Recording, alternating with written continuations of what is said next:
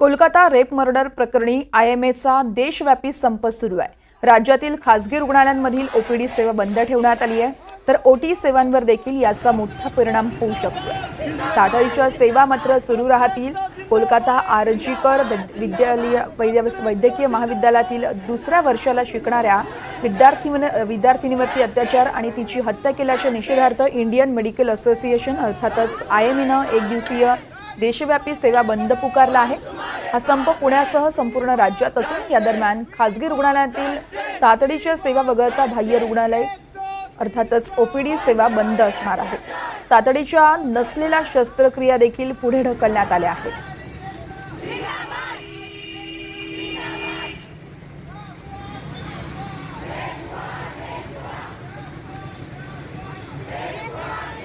तर कोलकात्यातील घटनेनंतर देशव्यापी संप पुकारण्यात आला आहे। राज्यातील खासगी रुग्णालयांमधील ओपीडी सेवा बंद असणार आहे।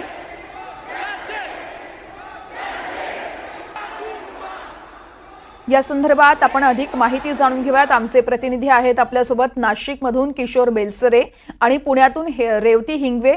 आपण सगळ्यात अगोदर पुण्यात जाऊयात। पुण्यात कशी परिस्थिती आहे रेवती सध्या? नक्कीच आपण जसं बघू शकतो की जो कोलकाता आरजी कर कॉलेजमध्ये झालेल्या निर्घृण हत्येविरोधात पूर्ण राज्यभरात नाही तर पूर्ण देशभरात याचा रोष पाहायला मिळतोय।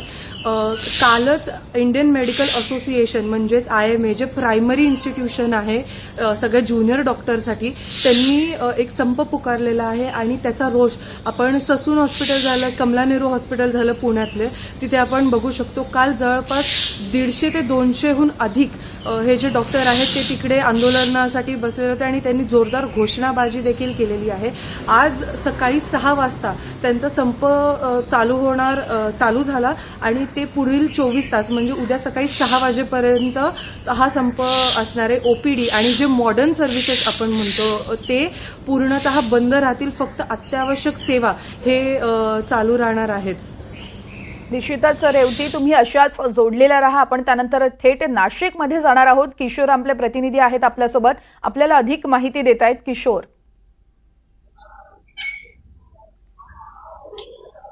वर्षा, या डॉक्टरच्या निर्गुण हत्येनंतर नाशिकमध्ये देखील याचे मोठे पडसाद उमटून आले। आज महाराष्ट्राबरोबर नाशिकमध्ये इंडियन आयएमएचे डॉक्टर आहेत त्यांनी देखील बंद पुकारलेला आहे आणि काल संध्याकाळी देखील नाशिकच्या वसंत पवार मेडिकल कॉलेज या ठिकाणी ज्या निवासी डॉक्टर होत्या त्यांनी देखील कॅन्डल मोर्चा काढलेला होता आणि आज आयएमएच्या डॉक्टरांनी देखील हा संप पुकारलेला आहे। आज सकाळी 6 वाजेपासून 17 ऑगस्ट तर उद्या सकाळी 6 वाजेपर्यंत ह्या पूर्णपणे नाशिक शहरातील मोठ्या हॉस्पिटलाच्या छोट्या क्लिनिक असो या संपूर्ण बंद राहतील आणि एक अत्यंत इमर्जन्सी काही सेवा असली तरच हे डॉक्टर देतील असं यांनी थेट इशारा दिला आहे। गेल्या अनेक दिवसापासून हे काळ्या फिती लावून काम करत आहेत। 9 ऑगस्ट रोजी ही घडलेली घटना आहे, त्यावर देशभर वेगवेगळ्या माध्यमातून आपण बघू शकतो निदर्शने सुरू आहेत डॉक्टरांचे।